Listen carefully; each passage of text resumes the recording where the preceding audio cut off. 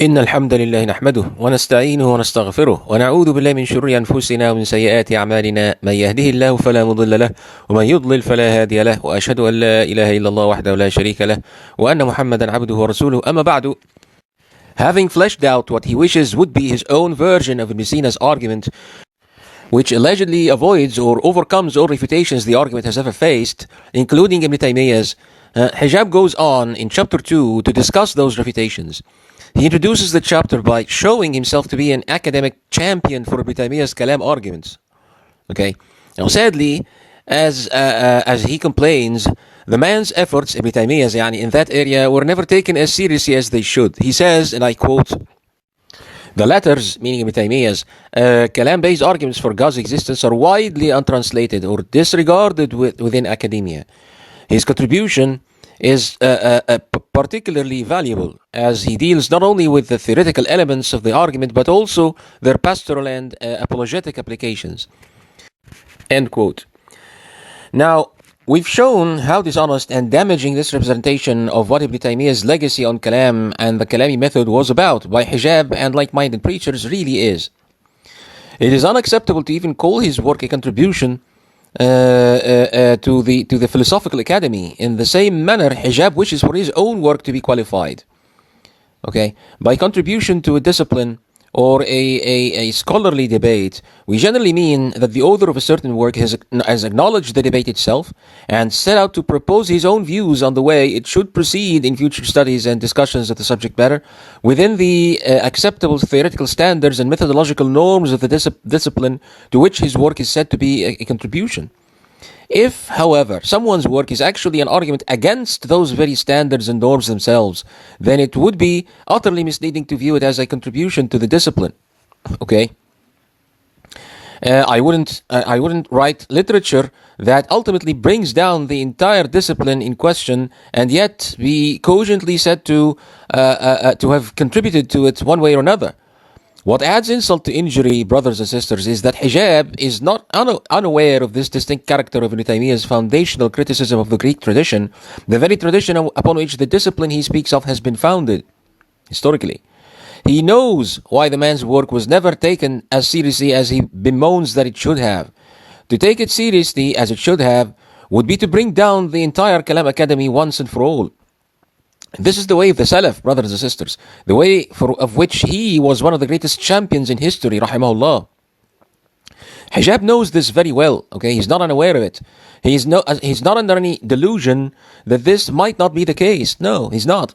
He knows what we're talking about. He knows quite well that Ibn Taymiyyah was not writing in favor of the Greek discipline of argumentation for God, the Kalam tradition, but in fundamental opposition to it. From the ground up, from the bottom up, so to speak, okay? So it's not ignorance or unawareness that inflicts this man, unfortunately. It's hawa, okay? Because he wishes for his own work to amount to a contribution to said academy, and because he also wishes at the same time to declare affinity to and general affiliation with those parties and preachers of Islamic thought in our time. He took it as a mission to foster his own interpretation of Ibn Taymiyyah's legacy in an attempt to show himself to the academy he so keenly wishes to be a part of as a serious student of the discipline and the tradition, while simultaneously posing to the other camp, the Islamists, as an adept teacher and commentator on Ibn Taymiyyah's literature. Okay? After all, those poor Salafi folk would hardly have the intellectual power to challenge him on his claims about what Ibn Taymiyyah was actually teaching in such parts of his literature that very few of them are even capable of comprehending. Right? Okay. So why not get the best of both worlds? Such is how he thought. Why not do like William Lane Craig, for example, did with Al-Ghazali and Ghazali's thought, and consequently became a star in the field of Christian apologetics, okay? But use Ibn Taymiyyah's work instead, all right? That way, he could be respected by the philosophers and the intellectuals of the Western society, while simultaneously be cherished and glorified by the Islamist folk for his powerful debates against atheists and enemies of the deen, under the banner of none other than Ibn Taymiyyah himself. Okay? That's how his dream of becoming the William Lane Craig of the Islamists can finally come true. It is, after all, what all this is about, brothers and sisters. Make no mistake. Okay, this is the underlying hawa here.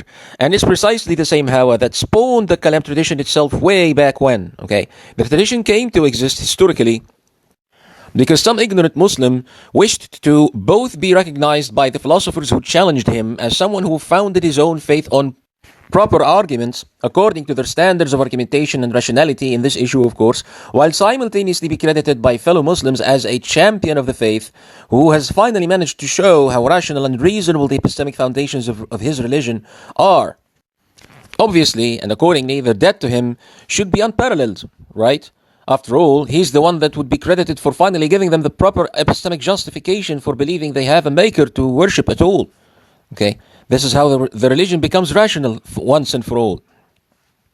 And thus it followed that anybody who did not argue in the same manner or the same vein for the existence of their maker were to be deemed muqallid in iman, as we elaborated in earlier lectures. Nobody wants to be viewed as a blind follower, right? But here, this is exactly where the fundamental problem we have with the method of Kalam lies, brothers and sisters. The problem that Ibn Taymiyyah spent much of his scholarly life in battle with. You are not a blind follower if you embrace the deen without the metaphysical foundations that the Greeks insist it can only be established upon. Okay? And if indeed you set out to follow their method in establishing those foundations, you would necessarily end up believing in a maker that is rationally impossible. Okay?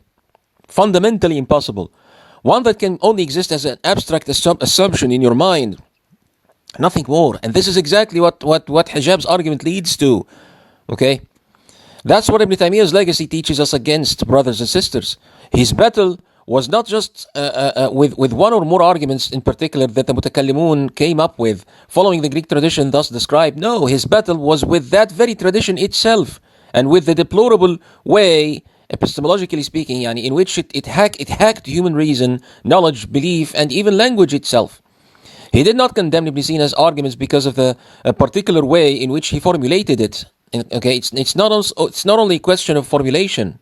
Okay, thus attempting to present a better formulation in its stead. That wouldn't be his battle. Ibn Taymiyyah, he rejected the method itself, fundamentally speaking, as someone who claims to be so well acquainted with his literature should be able to see. All right. But then again, it's not for a failure of the faculties of comprehension that this man here is doing what he's doing. No, it's the inclination of the heart as previously described. Thus he had to teach the Islamists that philosophy is okay, by which he meant the Greek tradition as we elaborated, and that Kalam is not to be condemned wholesale and unconditionally as most of them believe. No. He also had to pick up as many quotations from Ibn Taymiyyah as possible to make his case and to show that Islamists and to show those Islamists that if they disagree with his presentation of the man's work, then it is them who misunderstand him or misunderstand the more advanced sections of his literature, and they should go educate themselves first the way that he did educate himself before they argue against him for that. Okay? That, brothers and sisters, is how and why the whole game is played, with Ibn Taymiyyah right as the centerpiece of it, in the middle of it. Okay? The man did contribute to the discipline of Kalam, but you have to understand him properly to see his work as the contribution that I claim it to be. That's it. And of course, you have to start by translating his literature for that end, which is something he views as a contribution in and of itself. Okay? Those passages he puts forth have never been translated before, as he says, and never interpreted in the way that he presents them, so that alone should secure him the place he desired in the whole way of that academy, or so he wishes, right? He then proceeds to recapitulate Ibn Sina's argument, and I quote, Ibn Sina's Burhan argument goes as follows. There is existence. Existence is of three types: possible, contingent, necessary, and impossible. Impossible existences, like squared circles, cannot exist. Existences cannot exist. That's poor language, guys, but whatever. Impossible existences like squared circles cannot exist. There cannot be only contingent existences in existence. Again, existences in existence, that's poor English, poor language, but whatever. There cannot be only contingent existences in existence, as they would require something else in order to cause them into existence. There cannot be a finite or infinite series of contingent existences, as such a series would be composed of many differentiated and dependent members. The differentiation and dependent aspects found in the different members of the series indicate that the finite or infinite series itself cannot be necessary. Instead, it must be contingent. He goes on to say, thus, only necessary existence can cause or ultimately explain why any contingent existences happen to occur. End quote.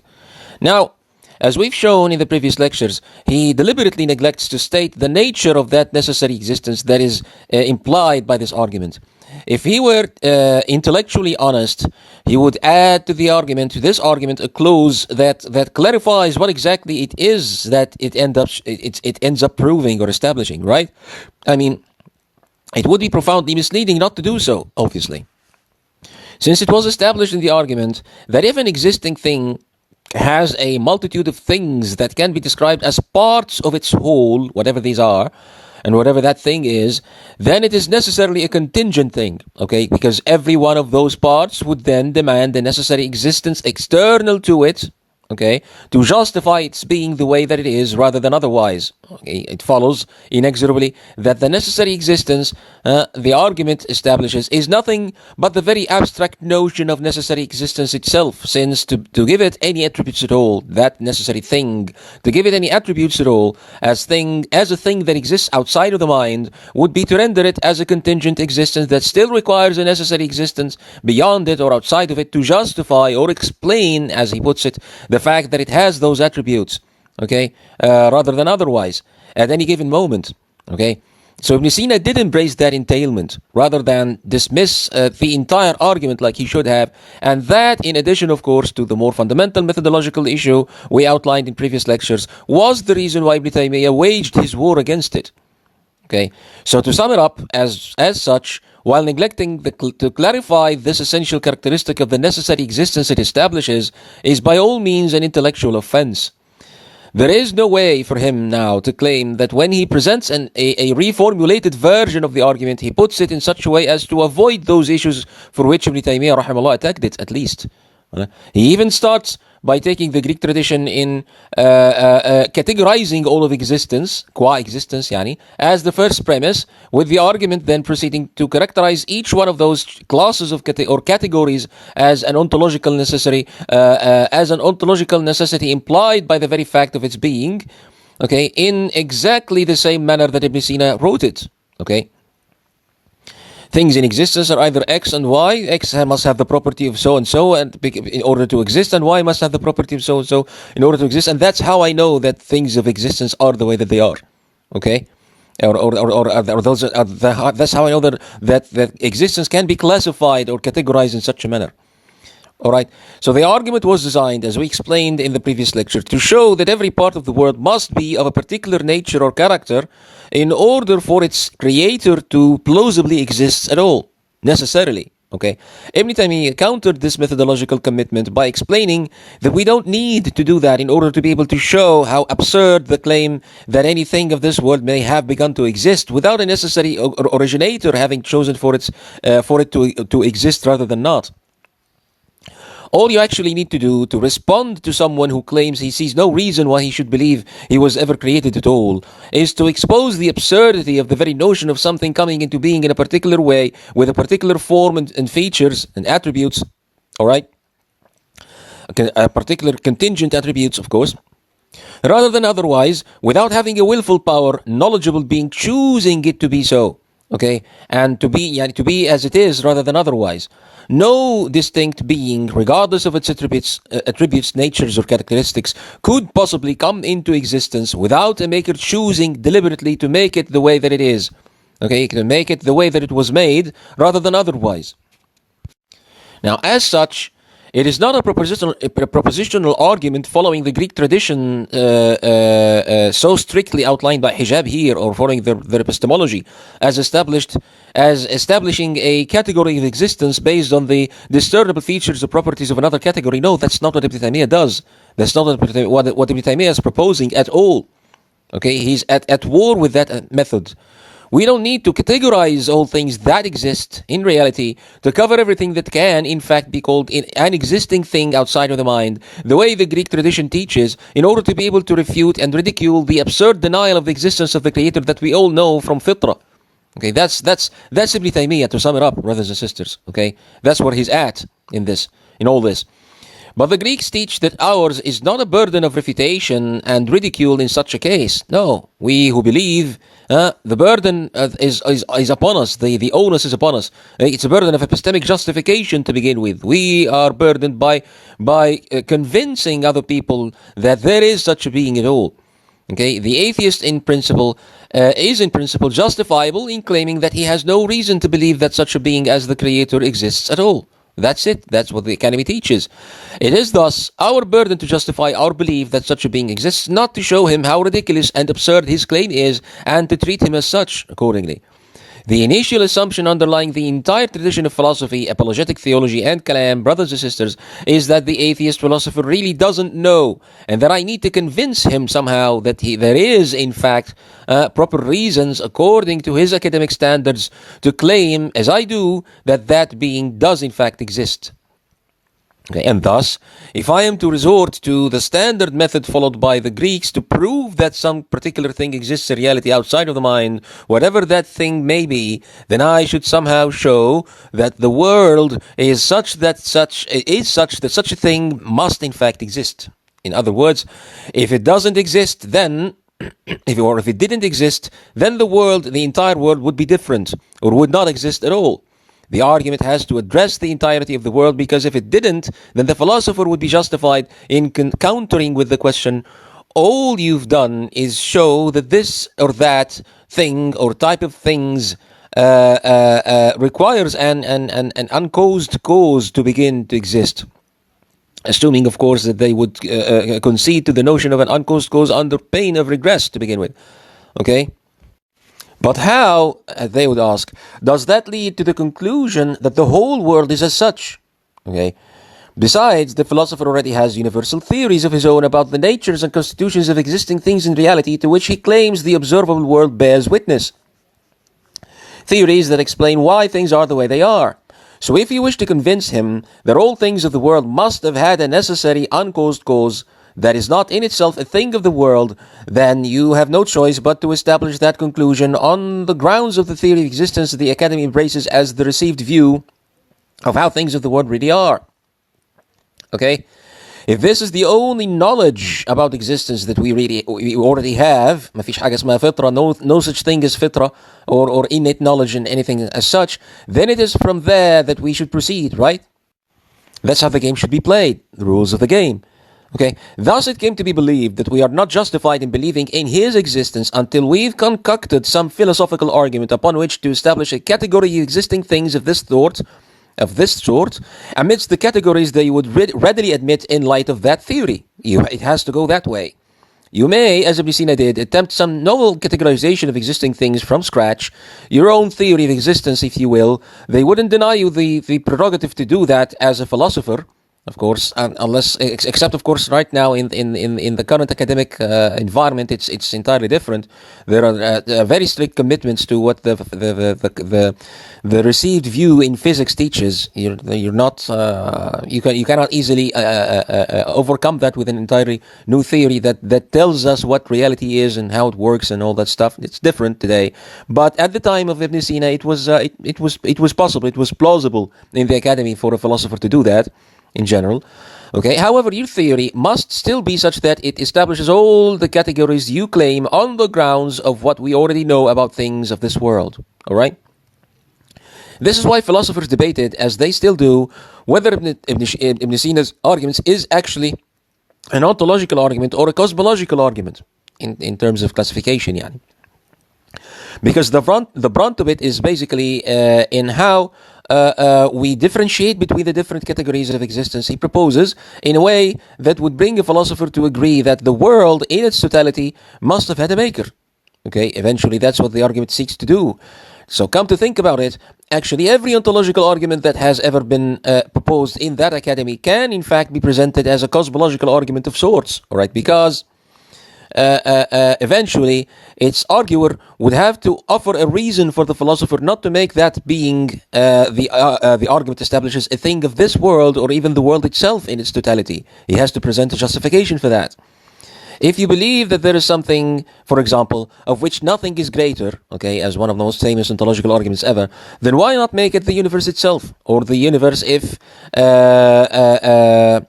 the multiverse if you're so inclined. Okay, the arguer would thus be compelled to answer by showing that there are certain features, properties, or natures of something of which something else is greater. Natures of anything of which something else is greater as a character of a thing, that are not true of the greatest thing imaginable. Okay, he's going to have to take it onto himself to do that. The first principle he thought he had employed to make his case would thus be turned inadvertently into a property that only by analogy from observable natures and constitutions can he show as required that it is necessarily true of something that is not of this world itself and can only be so.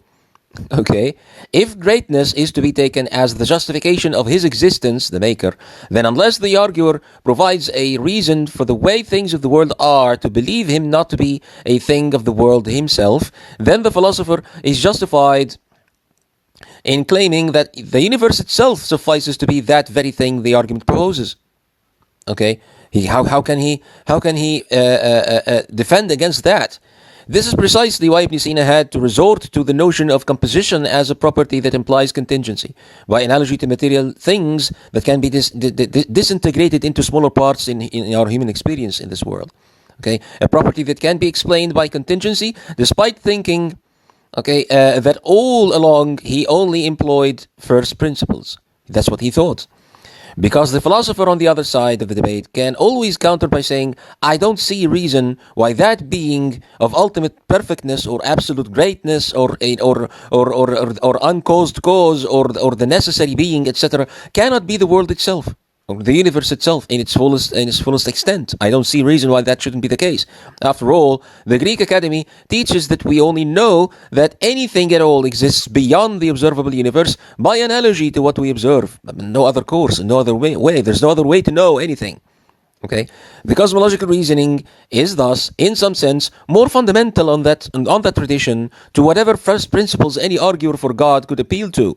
Okay, that's actually why Aristotle called it physics and called everything that goes beyond it metaphysics. We start by the physics and then we move to what's beyond it, or so the ethic of the practice itself goes.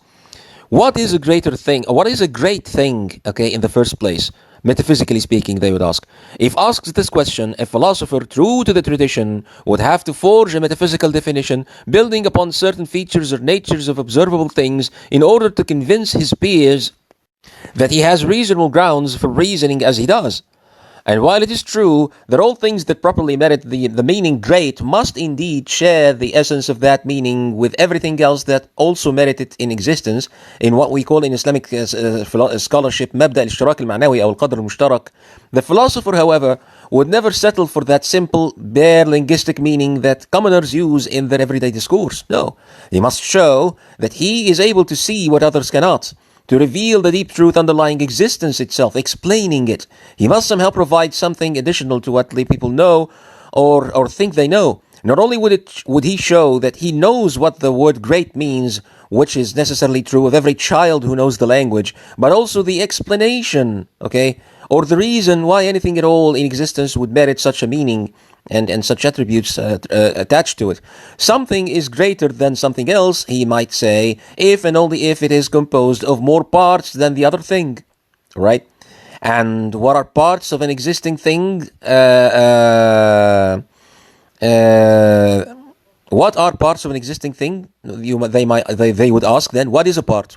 How do we know what a part is? How do you define a part? Then he responds, are things. A part is, he responds, is a thing of which it must have been composed somehow in the past by bringing it together with other parts, and which in principle can be detached from it, since this is the case with all things that have parts in his experience. He can detach them from each other, all right? Although, of course, this is not really the case, since one can imagine an infinite types of of divisions, infinite types of divisions, of countless types of divisions of existing things that cannot actually be achieved in reality. One cannot go on dividing something in half forever, obviously. Okay? But nobody has actually come to a point where he attempted to divide something in half and failed, or has seen a reason why that would not be able, why they would not be able to proceed for yet one more step in division and fractioning, as far as the philosopher's own experience would go anyway. Okay? Thus the argument that was once deemed an ontological argument from the basic meaning of the word great becomes a cosmological argument where the arguer is compelled to show why that being of ultimate greatness is not to be thus construed or constituted, and thereby he be reduced to yet another thing of this world. The way he would try to avoid this, this course of action that his opponent would take. That's the only way he would be able to do it. He would have to propose a cosmological defense somehow. Okay, this is even why Ibn Sina couldn't help but start from a classification of existing things from the beginning, where he described one class as the class of those things that can only have been caused to be the way that they are, where an opponent would justifiably ask, did he ever see such things, if not from his experience with the observable world? He didn't. Only within this world has he seen them. Okay, so without the notion of composition, Ibn Sina would fail to show, according to the tradition, that the kind of being he argues for is not of this world or not the world itself. Okay, and unless he does that, unless he draws that metaphysical distinction in a way that of course, this has a strong relevance to the Kantian distinction of knowable things, to a priori and a posteriori and all that stuff, and it's very relevant to it, and it's very close to it, because Ibn Sina was, so one could argue, was someone who was thinking that he was building his entire case a priori, no a posteriori assumptions at all. But then again, what is composition? Okay, and how can you claim that you know that things of the world are composed of anything at all? Okay, even more basically, one can ask, how do you begin to know that there is such a thing as a dependent thing, something that depends on something? What is dependence? The concept of dependence, where did you come to learn it at all, if not from your experience with this world? So there is an issue here, but that's not our discussion here. What I'm trying to say is that if you wish to take that debate further to yet another level, you can. The opponent can, and the opponent would anyway, at the end of the day. All right? So unless the arguer draws that metaphysical distinction in a way that his opponents would accept, at least in principle, he really hasn't proven anything, and is definitely nowhere near convincing his opponents that the God that his religion teaches is true and is not of this world. Okay? But does he really make that leap when he does inject the compositional analogy into his argument? Ibn Sina? Not at all. Why? Because such as it is, and as it actually has to be following the tradition, the concept of composition is defined as the case when something, anything, has other things identifiable as parts of its whole. But then again, what is a contingent thing if not a part of the world itself? He has to make it so if he is to make his metaphysical categorizations such that it sets the world in its entirety apart from its maker, as all Muslims believe. So a part becomes, by the very merit of its meaning, a contingency, and thereby only features in a contingent thing, a created thing. Okay? Which inevitably leaves the necessary existence the argument seeks to prove as nothing more than an abstract notion that has no actual manifestation in reality, as we have shown in the previous lectures. In doing so, he does make it inconceivable that it might be a thing of this world or the world as a whole, since we cannot think of something that occupies a place in the world without having extension and thereby being measurable by the repetition of abstract parts onto itself. Okay, starting units, yani standard units of length, area, or volume, something like that. Okay, however, he does that, brothers and sisters, at the price of turning it into an entirely abstract meaning that cannot exist outside of the mind, which is ultimately the diametrical opposite of what the argument was supposed to do. Obviously, the meaning of extending in all directions and being describable with the meanings of place, okay, with respect to something else in existence, is necessarily true of anything at all that can be said to exist outside of the mind.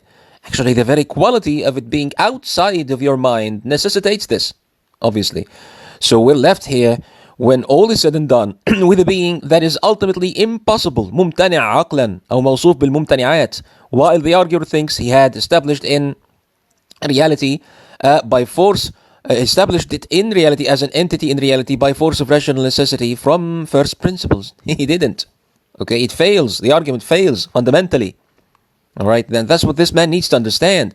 The point is, brothers and sisters, that the Greek tradition of metaphysical theory, which underlies Ibn Sina's Burhan, is what defeats the entire enterprise of Kalam, such a discipline to which this man would merrily ascribe himself and Shaykh al-Islam Ibn Taymiyyah rahimahullah. Okay, this is the field to which he claims Ibn Taymiyyah to have had a major contribution that is unfortunately not yet taken as seriously as it should be. Okay, by the academy, as he is so eager to join, yani. A field of sophistry, self-deception, and bad employment of the tools of reason that has dragged generations upon generations of man, and indeed entire nations, into doubt, disbelief, and utter despair, and still does to this day. وَلَا حَوْلَ وَلَا قُوَّةَ إِلَّا بِاللَّهِ. He goes on to cite Al-Ghazali refutation of Ibn Sina, and I quote, though Al-Ghazali doesn't directly challenge any of the premises of Ibn Sina's overall argument mentioned above, nevertheless his criticism of Ibn Sina's general approach are just as important. Okay, alright, now listen to why he thinks they are important. He adds, after all, they give the theistic apologist more argumentative options than would be afforded by just relying on Ibn Sina's articulations of the Burhan alone. End quote. Okay, not because they expose the method itself to be false and in fundamental contradiction, assuming that it actually does that, but because it provides a debater or an apologist from whatever religious background he happens to be, a theistic apologist as he would call it, with yet more tools and toys to play with in a public debate. That's it. Okay, in a sheer Machiavellian statement that shows how fundamentally unethical the practice of debate on that tradition really is, he praises Al-Ghazali's refutations not for providing the truth about a fundamentally false doctrine and the arguments that spawned that doctrine, but for offering the apologists more ways to manipulate the audience into believing him to have won the debate in certain cases. Okay. In short, the idea is that if you're in a public debate and your opponent happens to have no previously declared criticism of Ibn Sina's argument, okay, then go ahead and build your case upon it easily, no problem. If, however, you fear that he might embarrass you among the audience with refutations from Al-Ghazali, then shift to Al-Ghazali's own arguments instead. واخد بالك? The reasoning is that if he refutes it for the same reasons that Al-Ghazali did, then he just might yield to one of the arguments Al-Ghazali put forth instead. Okay, this, brothers and sisters, is a clear demonstration for the fact that we've mentioned here and elsewhere that the Kalam method, or طريقة الكلام الجدلية, was not actually designed to lead people to the truth, but rather to help an apologist to whatever religion he might ascribe himself to ultimately and effectively defeat an opponent in a public debate. Okay, how can it ever lead them to any particular belief system as the absolute truth when in fact it was originally founded upon the sophist notion that the basis for all knowledge should be a theory of existence that teaches us by means of some universal analogy of natures and constitutions about the unseen and why things are the way they are, or even why anything exists at all. How can it do that? No matter what theory you choose to embrace today at the foundation of all your knowledge, okay, you could easily drop it tomorrow, and you probably will. So in a bottomless pool of sophistry as such as this, what actual triumph can any debater hope to achieve epistemically for whatever set of beliefs he holds as the truth? None whatever. None. Okay? The only victory any debater could really aspire for, could really work for, or could aspire to achieve somehow under such a vile tradition would be to show himself off as the opponent with the higher intellect and the greater wits.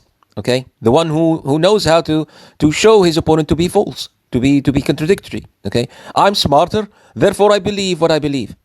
Okay, he on the other hand is ignorant and philosophically incompetent, therefore he believes what he believes. That's the only end game an apologist could really work for here. It's no secret that an apologist or a debater, public debater, might argue in favor of a certain claim using certain premises. In one public debate, and debate one of the premises of that argument itself on another debate, where he may or may not manage to show his supremacy to the audience like he did in the first. Okay, he might fail to defend some of these of the premises of one argument he offers in a debate in another debate, and that's okay. That's why they do all the time. That's what they do all the time. Okay. One striking example that comes to my mind right now is William Lane Craig's famous debate on the argument from objective moral values and duties with Sam Harris.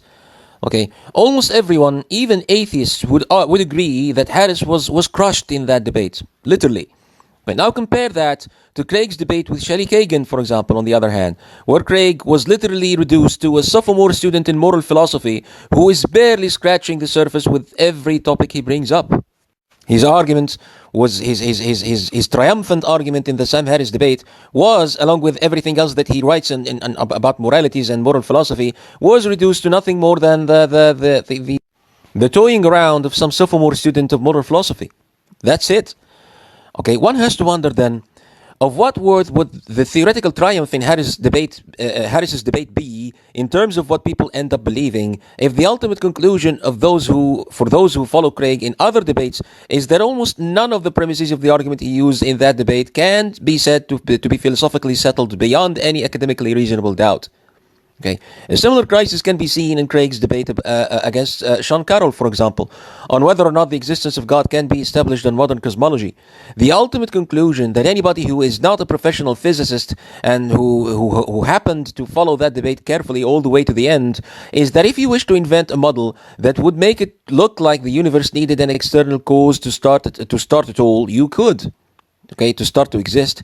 And if, on the other hand, you wish to invent an actually plausible and equally plausible and empirically equivalent model that removes any existential beginning from the past of the universe altogether, you also could, no problem. And there's a plenty of that. There are indeed as many cosmological models in mainstream literature as there are cosmologists in the Western Academy today. And yet, Craig would insist that he came out a winner of that debate, and that if indeed it turns out to be the case that someone is not tempted to believe that cosmology, as it is in current academia, provides solid footing for a modern cosmological argument, then by all means let them jump to another formulation of the argument where a deductive premise is provided instead. In this case, the alleged impossibility of an actual infinite, which he has employed in many arguments, in fact. Better still, let them skip the cosmological arguments altogether and look at something else entirely. Does the moral argument come to his liking? Perhaps. Okay, if he's of the same caliber as Sam Harris in this field, then let's lay it up unto him. Let's crush him with it. If, however, he's a veteran philosopher like Kagan, then let's try a third approach. Again, there's countless arguments for the existence of God in the literature. You just need to learn how to pick one that helps you achieve the ultimate goal in this particular debate, to come out triumphant, and to establish your own intellectual merit to the best of your ability. Never mind what people would end up believing. If they are here and they're listening to this or that debate, then they already know the rules of the game. Okay? And they're probably having fun cheering their favorite players regardless. So may the best player win. That's it. May the best player win. He goes on to say, as it relates to the infinite regress, Al-Ghazali makes the argument that anything susceptible to greater or lesser is finite. This is a poor translation, actually. The actual meaning was that if anything is describable as greater or lesser is finite. Okay, this is currently with the proofs greater or lesser in magnitude. Okay, it also has to be clarified as such, but whatever. He says, this is concurrent with the proofs already employed by the likes of John Philoponus. Okay. End quote. Okay. Al-Ghazali argues X, and X is concurrent with the proof some Christian philosopher from the 5th century employed before him. So what? Are we supposed to think that therefore X is true? Obviously not. Are we supposed to think that Al-Ghazali took X from the said philosopher? Obviously not. Or is this nothing more than stuffing the pages to turn what might otherwise be like little more than a long essay into a book? Or is it just there to show that the author is aware of relevant literature? Okay, occasionally he mentions it, or he nods to it. Whatever the case may be, one can easily see, thanks in no small part to this poor translation, that the argument is bonkers. The standard number line we use in Cartesian coordinate systems and Cartesian representations of magnitudes is the first defeater that comes to mind, brothers and sisters. Of course, Al-Ghazali didn't mean abstract representations of potential extensions as in the Cartesian system. He meant things that do exist now in the present, or events that have been happening in the past. Why can they not be infinitely many? Okay, we would ask, because he would argue that one cannot start counting from eternity past. Okay, and one cannot start counting without a start, obviously. All right, and if that is the case, then one cannot imagine the series itself to happen at all in reality, so he claims. You can imagine one event to be the 10th event, okay, or the 12th event, or the 50th, or the 100th, or whatever, only if there was indeed a first event to count from. But if there was no first event of that kind in the past, then how can any event have a number to identify it with in our knowledge following the one before it? It cannot. Thus, argued some philosophers of old, and Ghazali afterwards, there can be no actual infinite and no infinite series of events in the past.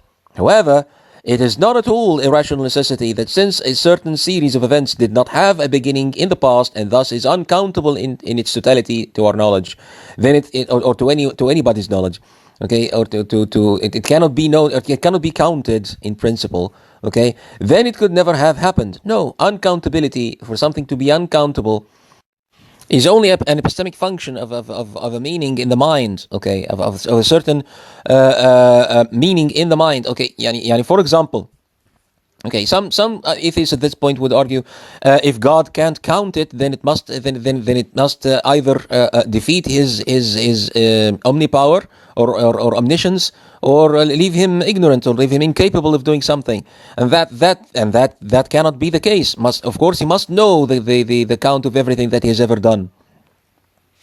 This, of course, would easily be responded to in the exact same manner that we respond to the objection that why can't God create a God like himself, or why can't he create a rock that he cannot carry, or any such questions. In the same manner, we can obviously argue that countability in this case is not a subject of rational possibility. If not a subject of rational possibility, rationally, it's not rationally possible to count the uncountable. Obviously. So if we describe something as uncountable, we cannot argue that God would not be omniscient if he didn't have a count for it. It cannot have a count. It doesn't have a count. It's uncountable. Okay, so that there is no argument here. The objection fails. All right. And if indeed you have an objection on the very notion of something being uncountable and yet existing in reality, then you have another problem, and you're claiming that is irrational. For example, for a set of things to be uncountable. No, actually, it is not irrational at all. It's not irrational at all. Set theory, the modern set theory, is entirely founded on that notion. All right. At this point, they would respond by saying, oh no, set theory is founded on potentiality, not on actuality, and you're attempting to prove, and you're attempting to argue that there actually are things in reality that cannot be counted. Okay? It's a different story. Okay? It's irrational. It's impossible. No, of course it is not irrational. It is possible. It is thinkable. It is conceivable that there exist things that cannot be counted. It's in reality. Right now, actually. Okay? We can conceive of things existing right now that cannot be counted. Okay? Why not? The idea is, if we assume that you start counting it now, okay, you could go on counting it forever and never count the entirety of it, okay, all that exists of it. You cannot. That's imaginable. That's not impossible. All right. The potentiality of infinity actually exists in mathematics because of this, because of the rational possibility of this being rationally possible, imaginable, this being conceivable. Okay, that something has no end. All right. So the objection that there can be no actual infinite, the objection that there can be no actual infinite, and in the sense that it actually happened, and infinite regressive things, this is not rational at all. This is not a rational objection. It's a philosophical assumption that came about at some point in the past among the Greeks, and Al-Ghazali found it to be very useful in his purpose and for his end, and to build an argument from cosmological argument for the existence of God, and so he did, and so he proceeded in such a manner, and to respond and to use that, of course, to use that notion in attack against Ibn Sina's eternalism. All right. So it is not at all a rational necessity that since a certain series of events did not have a beginning in the past, and thus it is uncountable in its totality, in principle, then it could never have happened. It just doesn't follow. All right, a group of things being uncountable does not imply it being non-existent in the real world. Okay, the funny fact is that Ash'ara still embrace the notion of indivisible essence, al-Jawhar al-Fard, despite the fact that since it is dimensionless, then there should readily be infinite or countless quantities of it in even the smallest object imaginable, which amounts ultimately to an actual infinite. An infinite that exists now under their own noses, in their own noses, so to speak.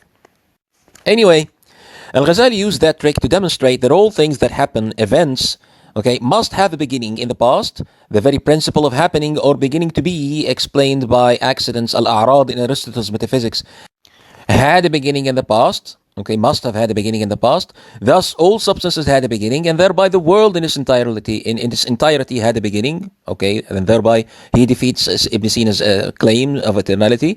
And since all things that begin to exist have a cause, then the world must have had a maker, and thus you get Al-Ghazali's version of the cosmological argument. That's how it all goes. This idea appealed to William Lane Craig so much that he made it the deductive premise for his own version of the cosmological argument to be put forth in any debate, in case the astrophysical premises he chooses to use against some physicists should fail to give him the edge he desires in any debate about God's existence. More cards to tip the game in his favor, so to speak. Hijab goes on to say, and I quote, Ibn Sina was an eternalist, believing in the universe is pre-eternal, as well as an emanationist, believing that the universe emanates from God necessarily. Expressed in another manner, Ibn Sina believed that God's bringing of the universe into existence is analogous to the sun emitting light. In this simile, the light represents the universe and the sun symbolizes God. Al-Ghazali, however, considers eternalism to be inconsistent with an omnipotent God, and it renders him impotent to prevent things from coming into existence or from not coming into existence in the first place. End quote. Now, first of all, the term pre-eternal is meaningless, brothers and sisters, since the word eternal means having no beginning in language. In English language, that's what the word eternal means, having no beginning and ultimately no end, for that matter. And since the prefix pre means prior, there is no sense in saying something exists prior to something that has no beginning. So the term pre-eternal, as he uses it, and some others use it, I've seen, is meaningless. I don't know who was the first author who coined that term, but I read once some Ash'arite author explaining that if the word eternal means all of time, ما لا يزال, then whatever was before time, according to their fallacious notion of eternity or eternality, and their contradictory use of the word before, can only be expressed as pre-eternal, al-azal. This, as I showed elsewhere, is Hijab's own understanding of time and eternality, unfortunately. Eternity is all the time during which it can be said that time exists, that events happen. Before that, there is no time, and hence no before and no happening. But obviously, a moment before which there is no past cannot come to pass at all. Since past is the condition that anything that exists in the present or can be said to exist at any given moment in the present was in before it came to be identified as existing in the present. In other words, for there to be something that can be said to exist in the present at any given moment in time, there has to be some moment in the past before it, relative to it, where either it can be said to have also existed or it can be said to have not existed. For anything to begin to exist, the moment of its beginning to exist must have an earlier moment before it where it cannot be said to have existed. Thus, we can rightfully say it came to be. To use that tense in our speech. Equally, for something to qualify as eternal, has no beginning in time, it must be such that for every moment in time where it can be said to exist now, an earlier moment in time past must have passed before it, in the past, where it did also exist. Any moment. According to Al-Ghazali's notion of eternality, however, there is no such thing as eternal, aslan. Something is eternal if it exists both in time, tensed temporal existence, and before time, tenseless existence. Okay, as opposed to things that only exist in time, tensed or temporal existence. Okay, and that's, I'm using William Lane Craig's terminology here. But obviously, to say that something exists before X, whatever X is to say that it does in fact exist in time. All right.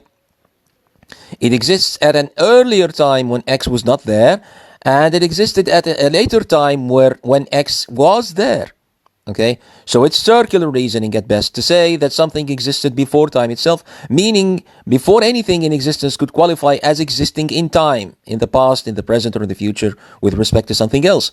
In other words, existing before anything can properly be said to have existed before anything else. And that's obviously contradiction.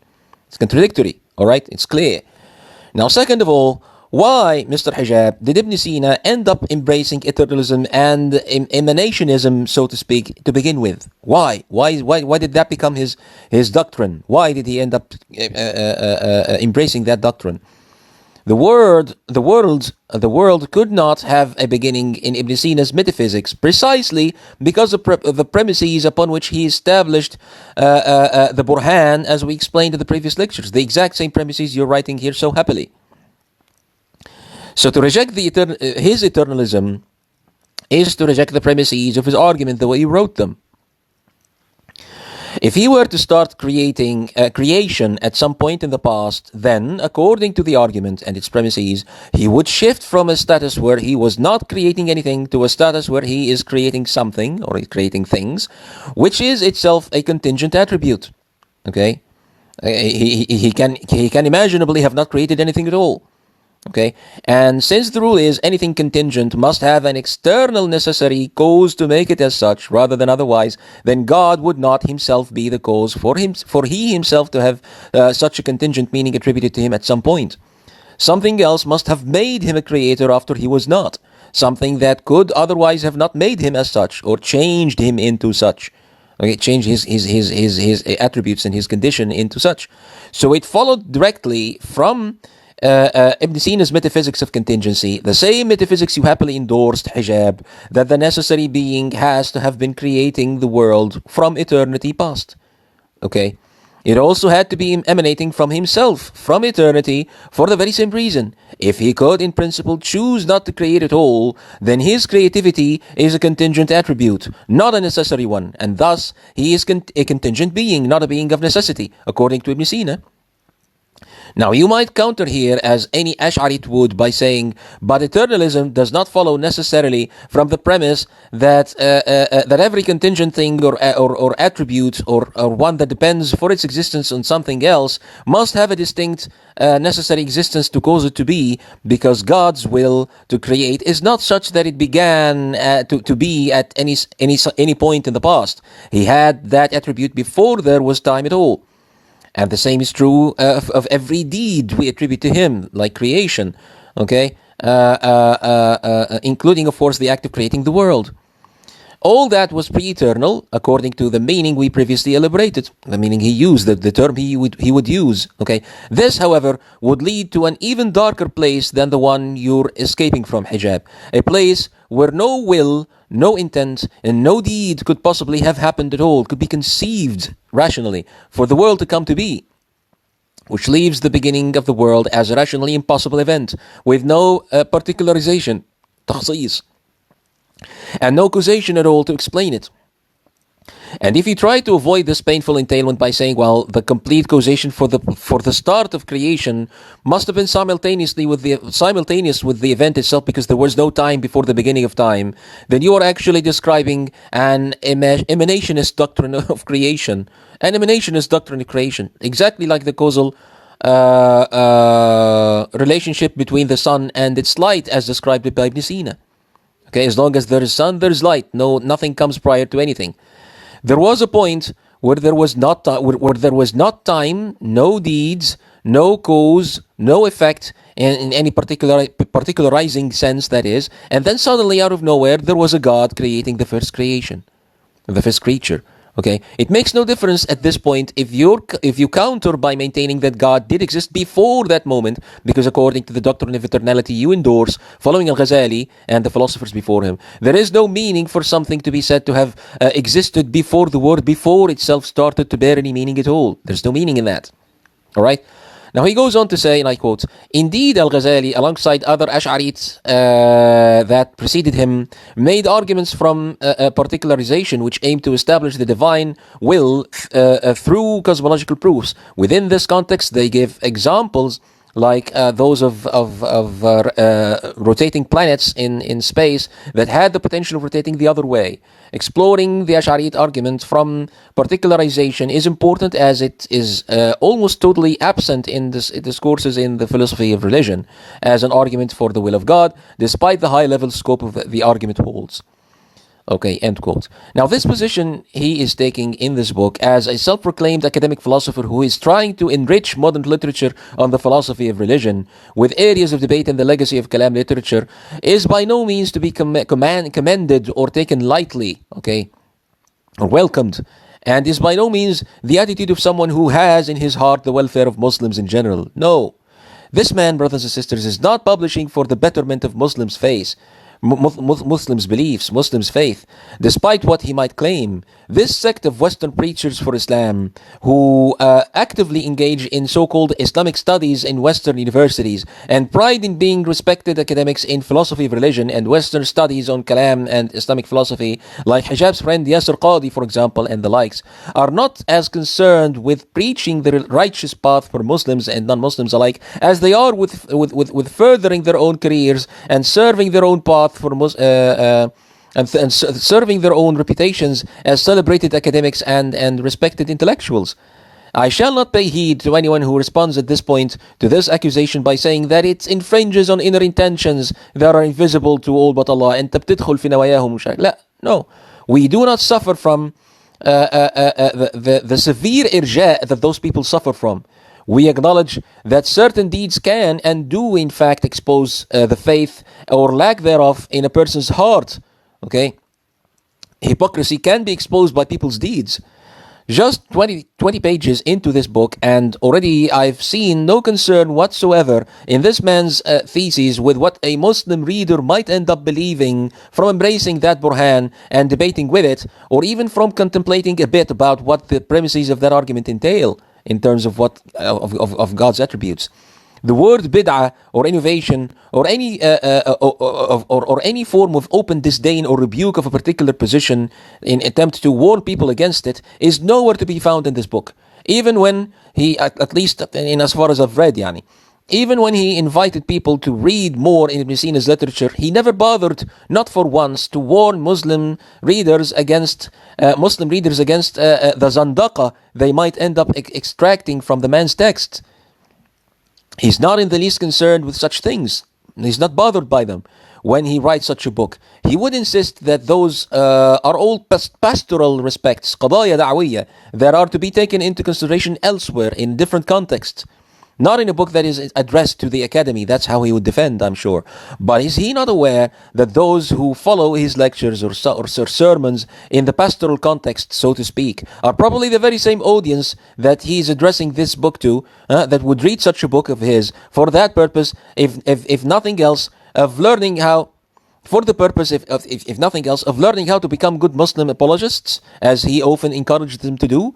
Do not fool yourself, brother, into believing that you are going to become an academic scholar in the philosophy of religion, and that your work would be actually considered a valuable contribution in that field or any such thing. No, I'm sorry, but that's probably not going to be the case.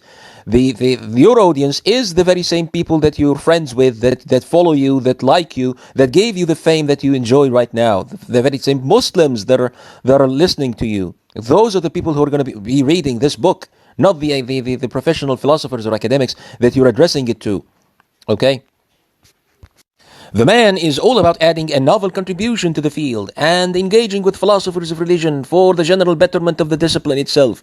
Muslim readers be damned. La hawla wa la quwwata illa billah.